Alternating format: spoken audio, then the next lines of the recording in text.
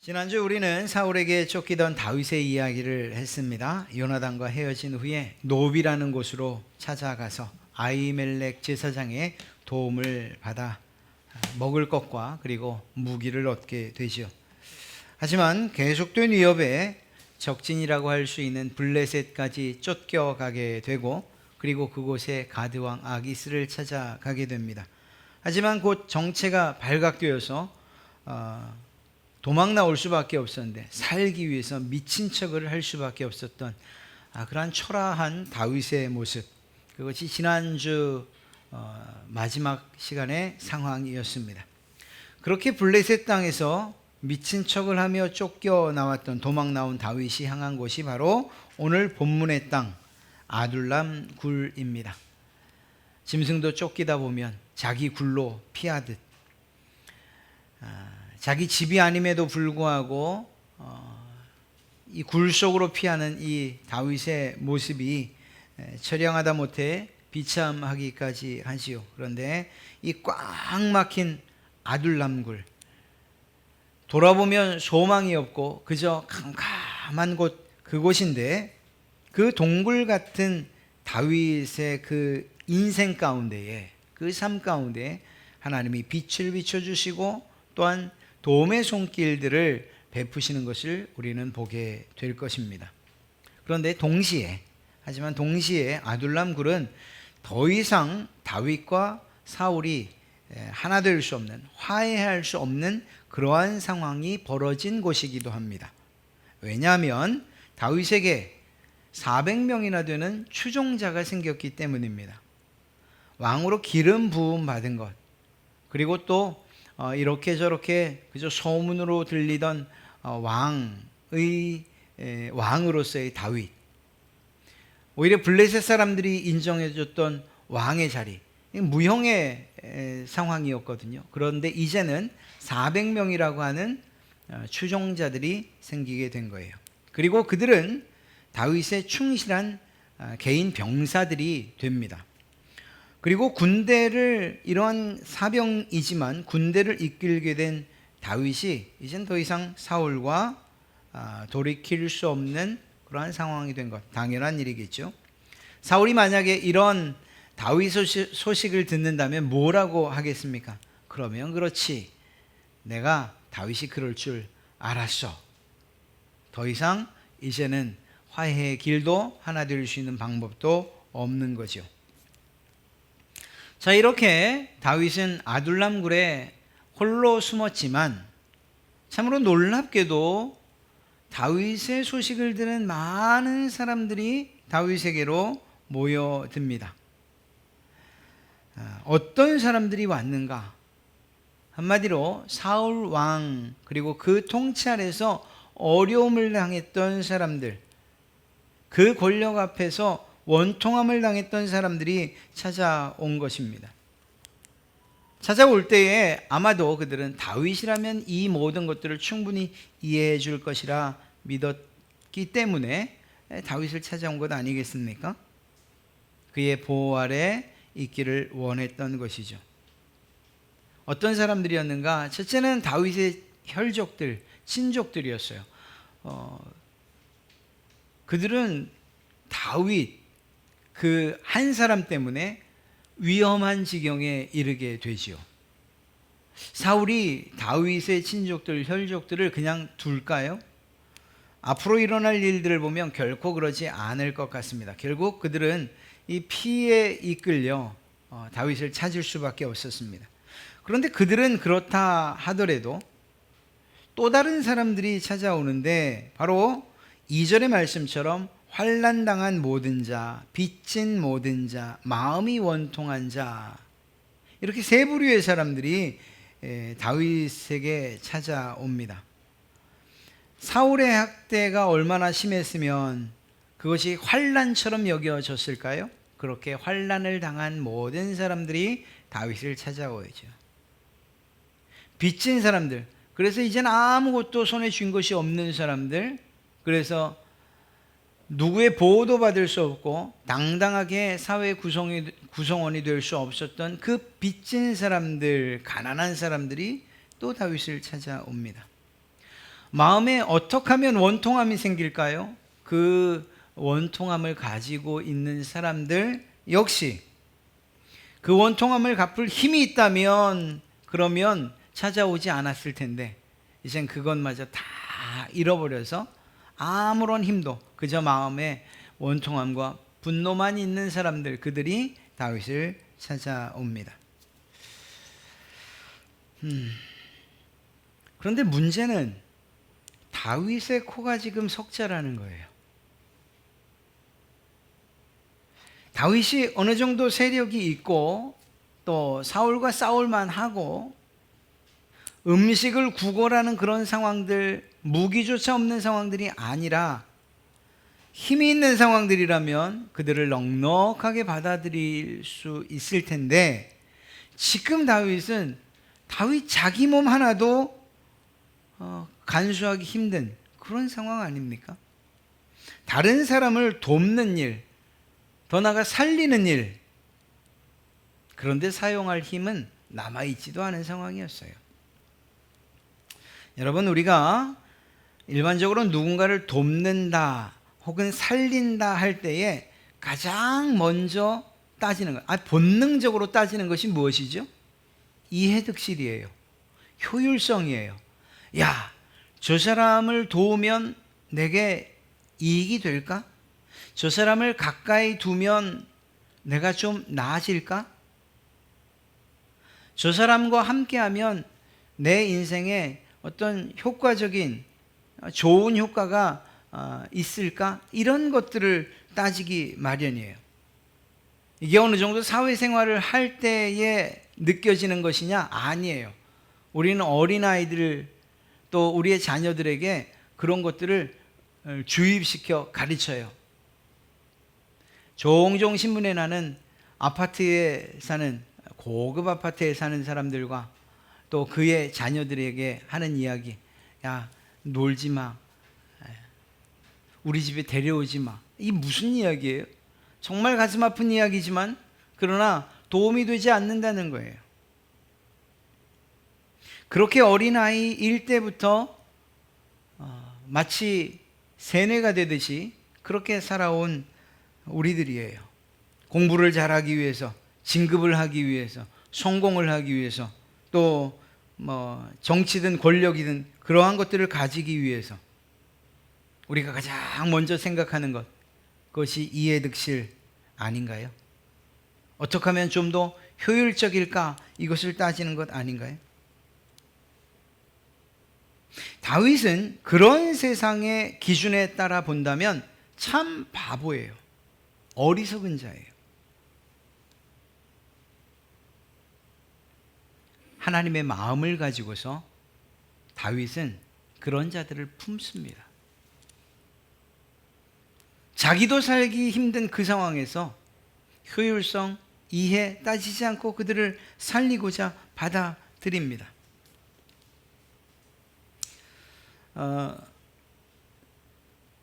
제가 계획대로라면, 코로나가 아니었다면 벌써 한 2번의 선교지를 다시 방문을 했을 거예요. 저는 이 선교지를 방문한다는 데 대해서 아주 효율성을 따졌던 그런 사람입니다. 아니, 예를 들어서 제가 다녀온 스리랑카를 생각하면 다녀오는 비행기 싹시 얼마고, 거기 가서 머무는 데 드는 돈이 얼마고, 이런 것 저런 것 따지면 차라리 그곳에 계신 선교사님들에게 그만큼의 선교비를 보내드리는 게 그게 좀 더 효율적이지 않겠어? 라고 생각을 했어요. 그런데 가보니 한국 사람 몇 없고, 그런 가운데에서 외국인들을 향해서 복음을 선포해야 되면서 그들이 받은 그 상처들, 그리고 그 아픔들, 아무 곳에도 하소연할 수 없는 그런 마음들, 저는 아무것도 아니었는데 그저 갔다는 것, 옆에 있다는 것 하나만으로도 그분들에게 큰 힘이 되고 큰 도움이 된다라고 말씀하시는 거예요. 큰 돈보다도, 선교비보다도 더 큰 위로와 힘을 얻었다, 이런 이야기를 하시는 거예요. 여러분, 제가 얼마나 어리석습니까? 사람과 사람의 관계를 효율성으로 따질 수 없는데 말이에요.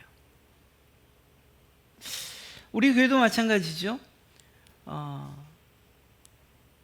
지금은 저희가 몇 해 쉬고 있지만 5월 5일 어린이 축제를 할 때에 다 그런 건 아닌데 어떤 해에 담당했던 담당 직원이 한 분 계십니다. 동사무소에. 그분이 이런 이야기를 했어요. 목사님, 이 행사를 좀 나눠서 좀 하면 어떨까요? 1,000만 원이 넘는 예산을 가지고서 그걸 하루에 다 퍼붓는다는 게 너무 비효율적 아니에요?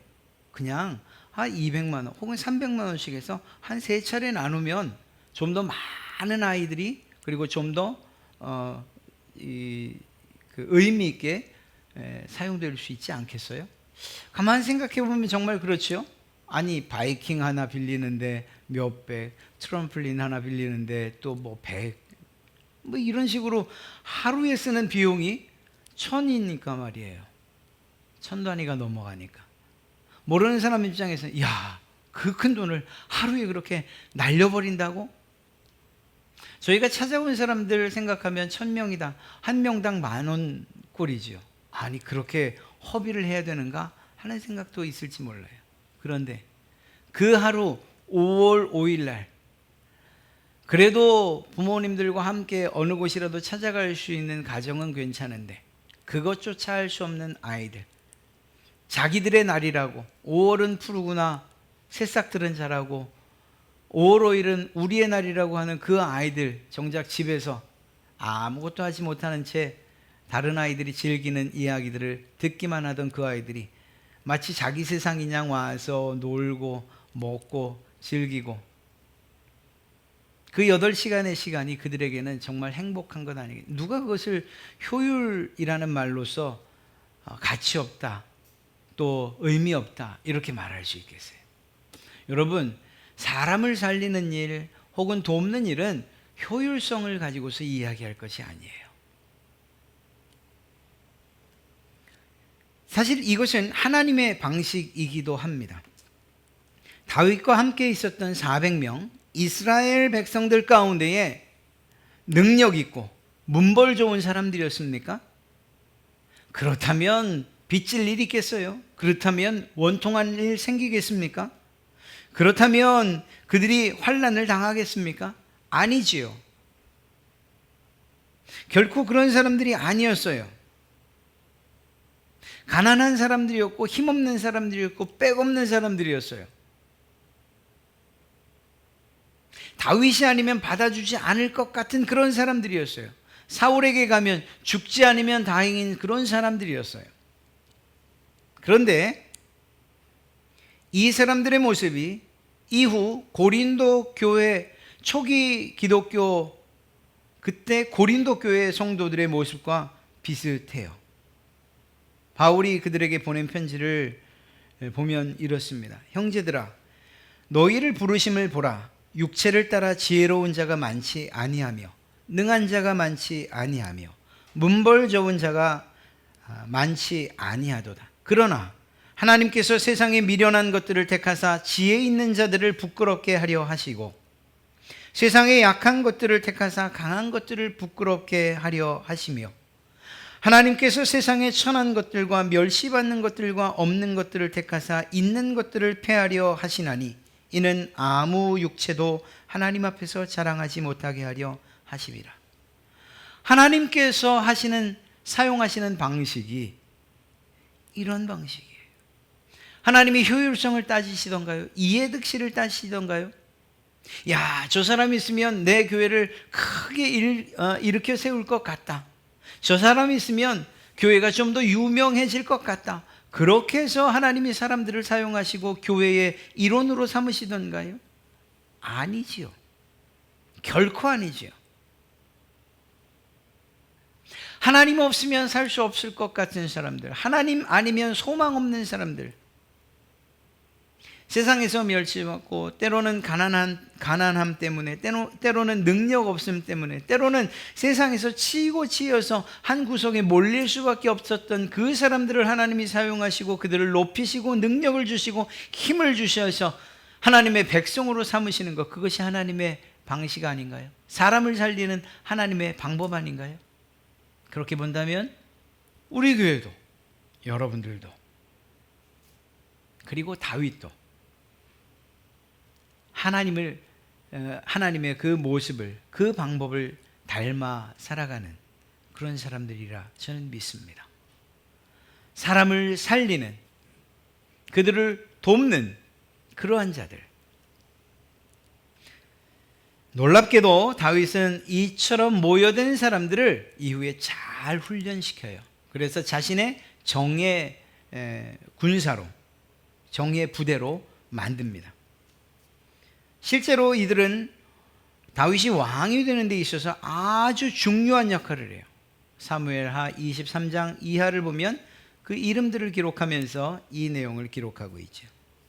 성경에 다윗의 군대 지휘관들 그 이름들이 많이 등장을 하는데 아마도 그들 가운데 상당 부분이 지금 이 모여있던 사람들이라고 그렇게 추정됩니다. 예를 들면 요압 장군 같은 경우가 그렇죠.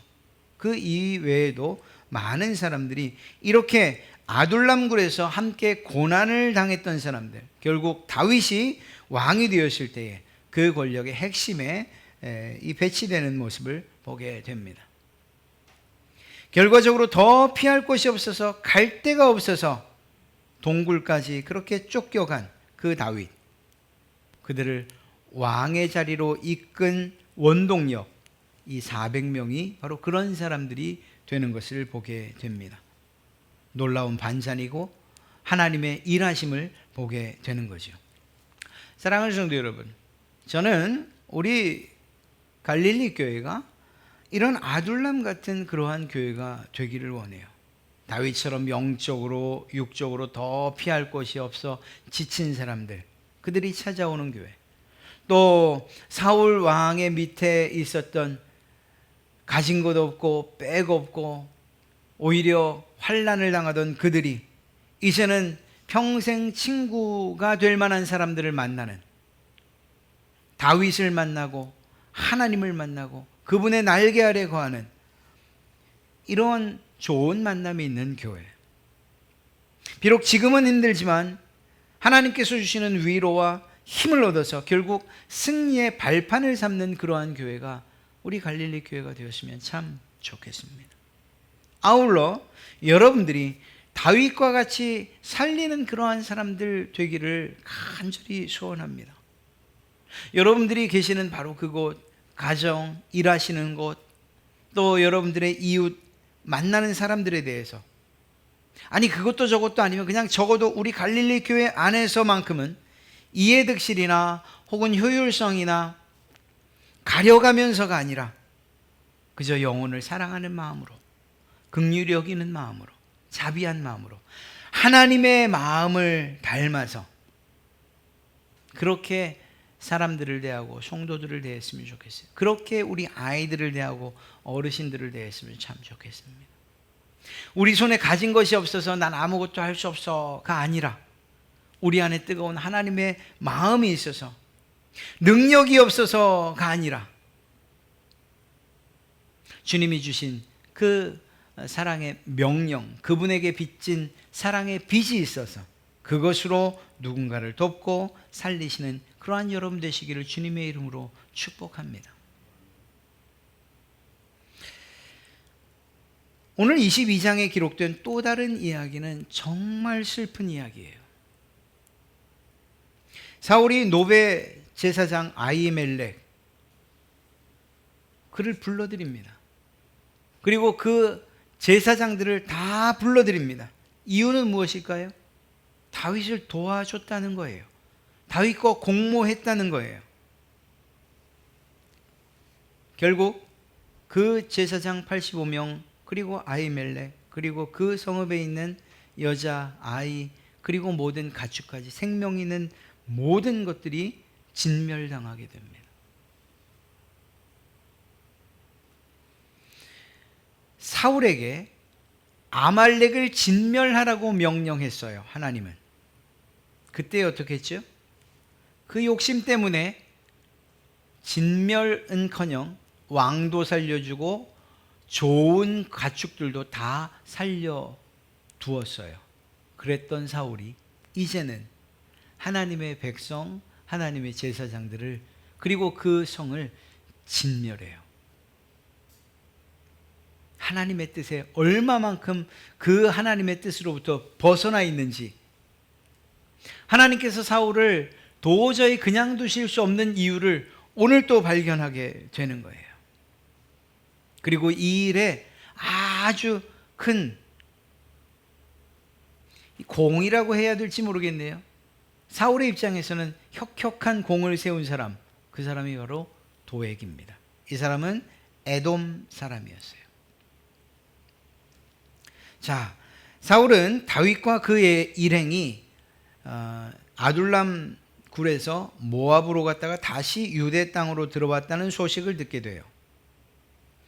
그것을 알게 된 이후에 모든 신하들을 불러 모읍니다. 그리고 그 신하들을 꾸짖고 책망해요. 그 이유가 무엇이었는가? 7절 말씀을 보면 이렇게 기록하고 있습니다. 근데 그 모습도 참 위협적이에요. 6절을 보면 손에 단창을 들고 에셀나무 아래에 앉았고 모든 신하들은 그의 곁에 섰더니, 창 들고서 죽일 기세로 이야기를 하는 거예요. 자기의 신하들에게 무엇이라고 말합니까? 7절, 사울이 곁에 선 신하들에게 이르되 너희 베냐민 사람들아 들으라. 이새의 아들이 너희에게 각기 밭과 포도원을 주며 너희를 천부장 백부장을 삼겠느냐? 무슨 말입니까? 이제 다윗이 왕이 되면 베냐민 지파 너희들 요직에 오르는 거 꿈도 꾸지 마라. 어쩌면 너희들의 밭과 땅을 다 빼앗아 버릴지도 모른다. 이런 이야기예요. 참 못났죠. 자기 개인적인 이 원한이라고 할 것도 아닌데 말입니다. 그것을 지파의 문제로 확대시켜요. 혈연과 지연으로 확대시켜요. 참 못났어요.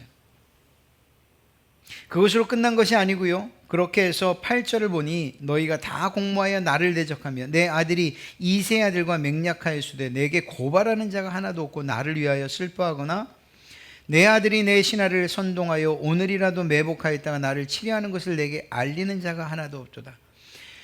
다윗의 소식에 대해서 그는 반역자이고 나를 죽이려는 자인데 너희가 다 그와 공모한 것 아니냐라고 이렇게 몰아붙이며 그들의 무능, 더 정확하게 말하면 다윗에 대한 아무런 정보도 주지 않는 것에 대해서 그들을 꾸짖습니다. 노여워합니다. 그때에 바로 도액이라고 하는 이 에돔 사람이 나서요. 그에겐 기회였겠죠. 사울 왕의 신임을 얻을 수 있고 높아질 수 있는 기회였겠죠. 그 도액이 어디에 있었습니까? 바로 그 땅에서 아히멜렉과 다윗이 만나는 장면, 아히멜렉이 빵을 주고 아히멜렉이 무기를 주는 이 장면을 보았던 사람 바로 도액 아닙니까? 그가 와서 고발합니다. 그것이 9절과 10절의 말씀이에요. 그때 에돔 사람 도액이 사울의 신하 중에 섰더니 대답하여 이르되 이새의 아들이 노베 와서 아히두베 아들 아히멜렉에게 이른 것을 내가 보았는데 아히멜렉이 그를 위하여 여호와께 묻고 그에게 음식도 주고 블레셋 사람 골리앗의 칼도 주더이다. 이것이 비극의 시작이 돼요. 죽이려는 사울, 그 죽이는 일을 도왔던 도액, 그들의 결탁은 결국 엄청난 비극, 제사장 무리 85명, 아히멜렉, 그리고 그와 함께 있었던 모든 약자들을 다 죽이는, 한 성읍을 진멸하는 그 시작이 됩니다. 도액이 침묵했거나 아니면 왜곡되지 않게 사실대로만 보고했더라도 이 비극은 있지 않았을 텐데 결국 도액의 말을 듣고 분노가 충천해서 아히멜렉과 제사장들을 불러들이죠. 좀 더 신중하게 사실 여부를 따져봤더라면 이런 일까지는 있지 않았을 텐데 사울은 이미 죽이는 자 그 자리에 서 있었어요. 자기를 속였다고 말합니다. 다윗을 좋게 말했다고 그 죽음의 이유를 말합니다. 결국 결국은 그의 목적대로 다윗을 죽이려던 그 화살이 아히멜렉과 85명의 제사장들을 향해요. 사울이 명령하죠. 누가 저들을 따라가 죽일 것이냐? 그런데 아무도 나서질 않아요.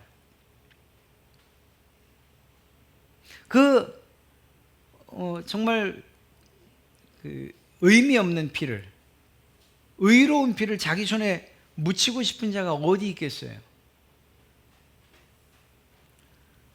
죄 없는 자의 피를 자기 손에 묻히고 싶은 사람이 어디 있겠어요? 그때 누가 나서죠? 결국 도액이 나서요. 그리고 그 도액은 놉 땅으로 가서 제사장들과 그리고 아히멜렉 그리고 모든 숨쉬는 것들, 짐승까지 진멸시킵니다. 자기의 성공을 위해서 죽이는 자의 편에 섰고 죽이는 자가 됐던 거예요. 그저 출세 하나 때문에 말입니다.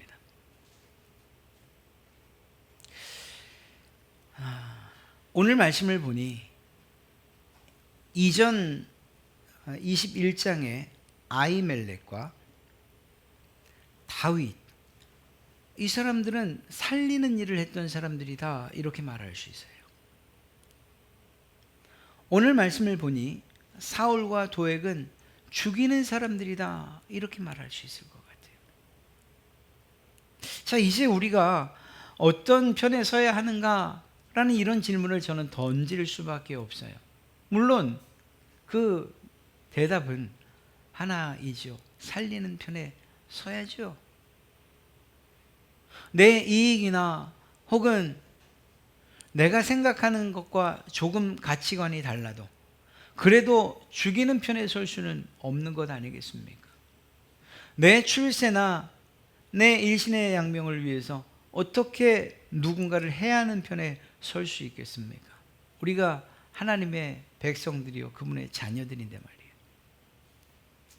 그 대답은 모두가, 이 시간 이 말씀을 듣는 모든 분들이 동일하게 살리는 자가 되어야지요 라고 대답하실 거라고 저는 믿어요. 그렇다면 한 가지 더 묻고 어떻게 살리어야 할까요? 어떻게 살리는 자가 될 수 있을까요? 저는 이 문제에 대해서, 이 대답에 대해서 그냥 아주 간단한 한 가지만 말씀드리고 싶어요. 그리고 이 대답은 다른 모든 살리는 것들의 가장 기초, 가장 중심에 서는 일일 겁니다. 다른 것이 아니고 바로 우리의 말이에요, 말. 이 혀와 입, 그리고 그것을 통해 나오는 말, 죽이는 말과 살리는 말, 이것으로서 우리가 내가 하나님의 마음을 가지고 다윗처럼 아히멜렉처럼 살리는 편에 설지, 아니면 사울처럼 도액처럼 죽이는 자의 편에 서 있는지 우리는 분명히 알 수 있을 겁니다. 잠언서 18장 21절은 생명이나 죽음이 혀에 달려있다 라고 그렇게 이야기하고 있어요. 여러분, 죽이는 말이 도대체 무엇일까요? 악한 말, 도끼 어린 말, 또 더러운 말, 누군가를 몰아가고 해치는 말, 무책임하고 폭력적인 말, 상대방에게 상처를 입히고 그리고 그의 마음과 영혼을 파괴시키는, 그래서 굴욕감을 느끼고 분노를 일으키는 그러한 말이면 그것이 죽이는 말 아니겠어요? 반대로 덕을 세우고 인자하고 선하고 또 불쌍히 여기는 말, 용서하는 말, 고맙다고 하는 말, 때로는 미안하다고 하는 말, 그래서 죄송합니다, 반갑습니다, 혹은 사랑합니다, 감사합니다, 참 잘하셨습니다, 믿고 있습니다, 괜찮습니다, 그건 제 탓입니다 라고 말할 수 있는 이런 말들,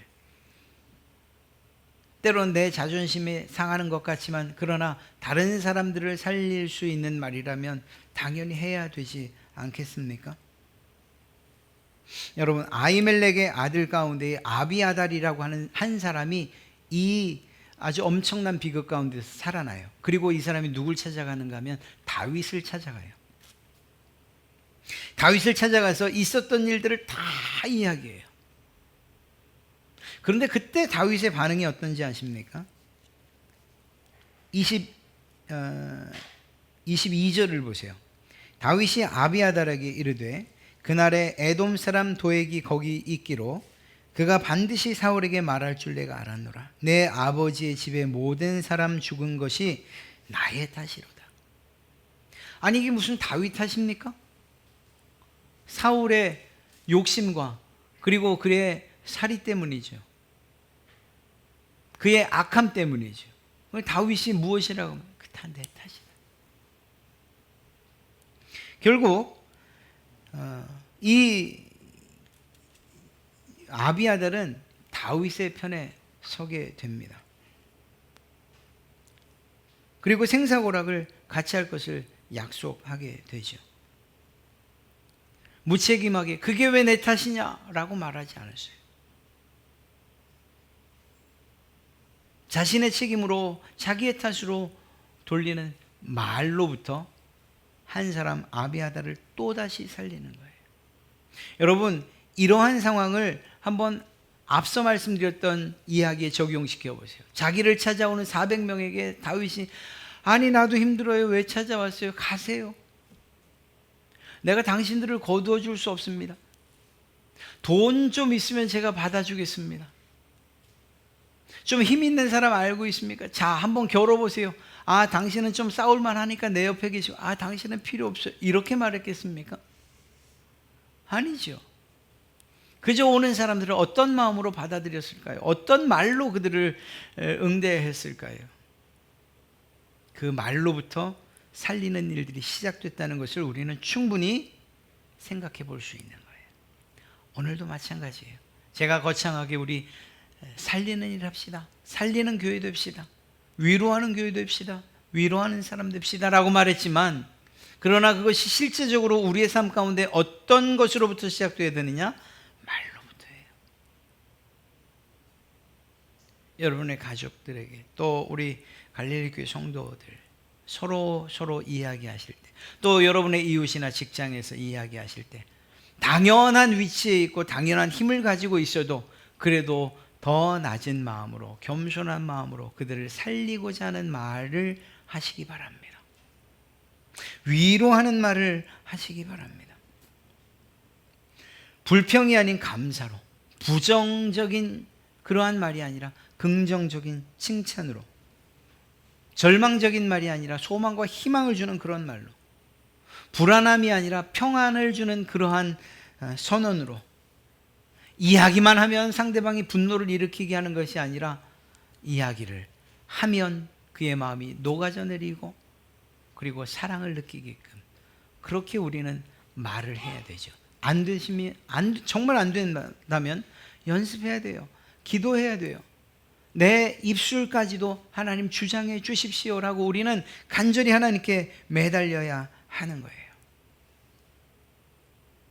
박준 시인이 운다고 달라지는 일은 아무것도 없겠지만 이라고 하는 책에 이렇게 썼어요. 말은 사람의 입에서 태어났다가 사람의 귀에서 죽는다.